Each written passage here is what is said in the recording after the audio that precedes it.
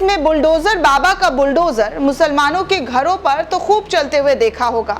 खूब मीडिया में चटकारे लगा लगा कर ये खबरें दिखाई गई है कि कैसे जो है मुसलमानों का घर तोड़ा जा रहा है, कैसे पत्थरबाजों का घर तोड़ा जा रहा है, दंगाइयों का, बलवाइयों का घर तोड़ा जा रहा है।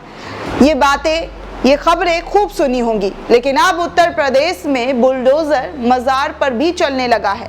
जी हाँ दोस्तों, मजार पर बुलडोजर चला है, जिसके बाद मजार वहां से गायब हो गया।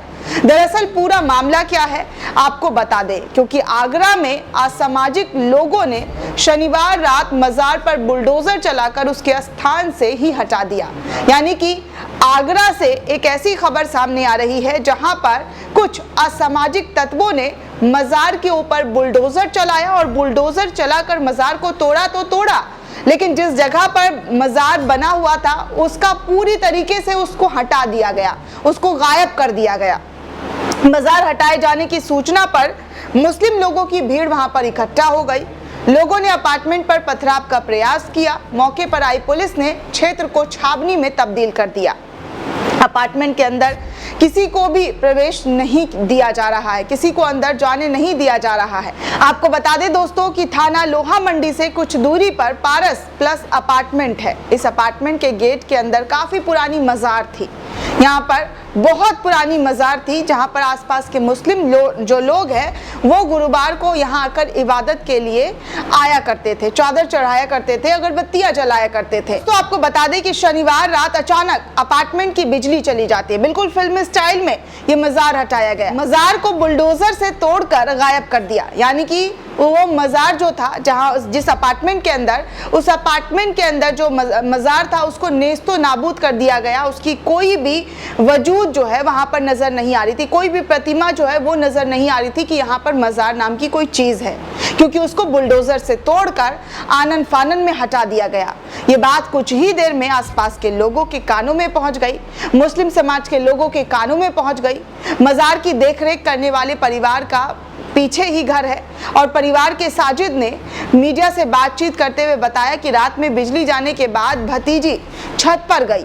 उसने मजार पर बुलडोजर चलते हुए देखा तो परिजनों को सूचना दी। घर वाले को बताया कि देखिए, जहां पर मजार था उस मजार को तोड़ दिया गया, उस पर बुलडोजर चलाया जा रहा है। सूचना मिलते ही तमाम लोग वहां पर इकट्ठा हो गए और अपार्टमेंट पहुंचे। बुलडोजर चलाने वाले वहां से भाग गए। मामले की जानकारी के बाद पुलिस ने अपार्टमेंट को बंद कर रखा है। किसी को भी अंदर जाने नहीं दिया जा रहा है। अधिकारी ही अंदर जा रहे हैं और मीडिया से कोई बात नहीं कर रहा है।